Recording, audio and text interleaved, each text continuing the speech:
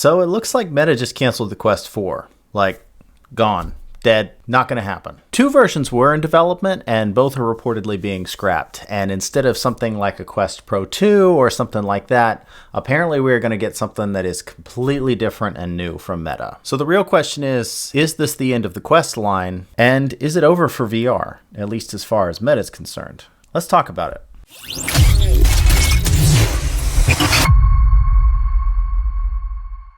What's up, guys? Welcome back to the channel. I am Dan with Fix My Oculus, and today we are going to be talking about the Quest 4 and Meta's plans for the future. Before we go any further, don't forget to like and subscribe to the channel, and be sure to stick around to the end of the video because we have some exciting news to share and some information about the Blackout Quest 3 giveaway. All right, so internally, Meta had 2 Quest 4 models in development. One was the cheaper version and one was the higher end version. And they were codenamed Pismo Low and Pismo High. But as of this week, both of these units have been scrapped. This didn't come from an official announcement from Meta or anything like that, but it did come from a credible source that was then reported by The Verge. They cited sources familiar with the company's roadmap that confirmed that the Quest 4, also known as the Pismo Low and the Pismo High, were being canceled in favor of a new device codenamed Puffin. And that's not just a delay, we're talking about outright cancellation. Meta has shut down the next-gen Quest project entirely. And that's kind of a big deal because up until now, there was a really clear product path. You know, you had the Quest 1 or the Oculus Quest, and then you had the Quest 2, the 3,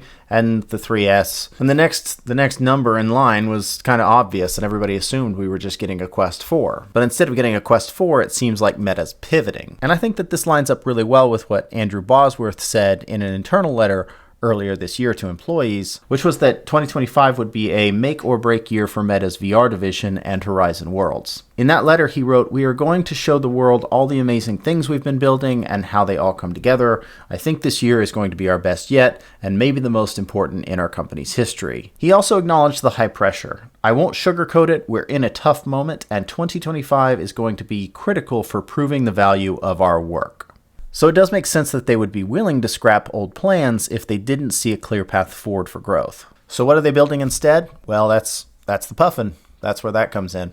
And supposedly it's going to look a lot more like chunky glasses than a VR headset. And allegedly it's only going to weigh about 110 grams, which is about the same as the Big Screen Beyond 2, which weighs 107 grams. Now, to make that possible, Meta is removing the battery and the processor from the headset entirely. And so you're basically just going to have a display unit which connects to what they call a compute puck. And you would wear that on your belt or keep it in your pocket. Kind of a similar approach to the Apple Vision Pro, which has that extended battery. But it seems like Meta's trying to do it in a lighter and more portable package. And no controllers either, by the way. Puffin is going to rely entirely on eye tracking and hand gestures. So this kind of feels like a full-on reset for Meta. It is definitely not a continuation of the Quest line, and it either feels like Meta is starting from scratch or trying to marry the concepts of Orion and the Ray-Ban glasses and what they've got going on with augmented reality and virtual reality, and really just approaching the hardware with a totally different philosophy about how we are supposed to interact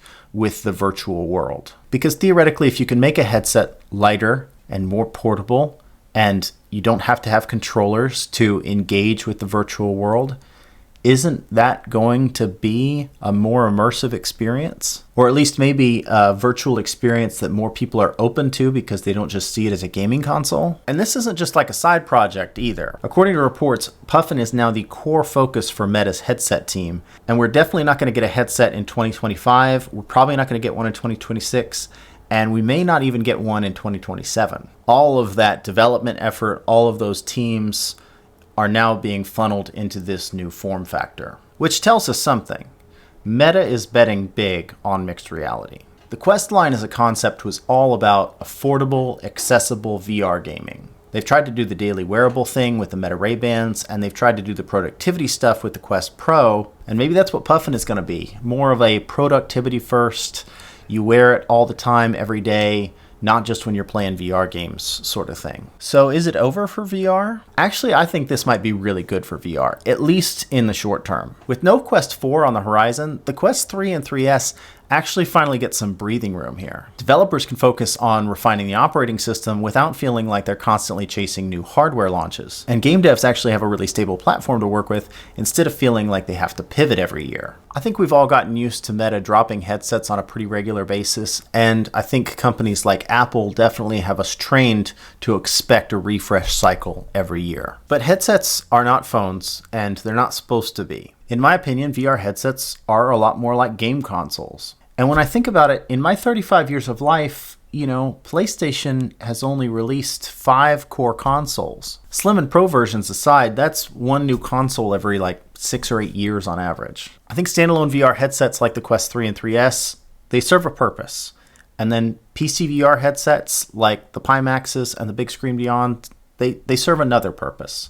And then the augmented reality glasses, those serve a different purpose. Those are a different thing. As the community grows and preferences become more refined and the tech gets better and time goes on, it's going to get harder and harder to group all of those things into one category. And maybe that's kind of the point, that the dream of a headset that just does everything might be kind of fading away. But what we get instead is specialized devices that do what they do really, really well. I think depending on how you look at it, Meta scrapping the Quest 4 might seem like a step back, but it could also be a sign that they're really actually trying to make things better and not just crank out like the Quest 3.5 and slap a number 4 on it. They're still investing in reality labs for the time being. They're still building, trying to innovate. And I think that those are good signs because, to be honest, we can never really fully rule out the chance that they just pull the plug entirely. But I want to know your thoughts. Do you think that Meta will surprise us with the Puffin? Will it be good or bad? And for those of you that are still rocking the Quest 2 or even the Oculus Quest,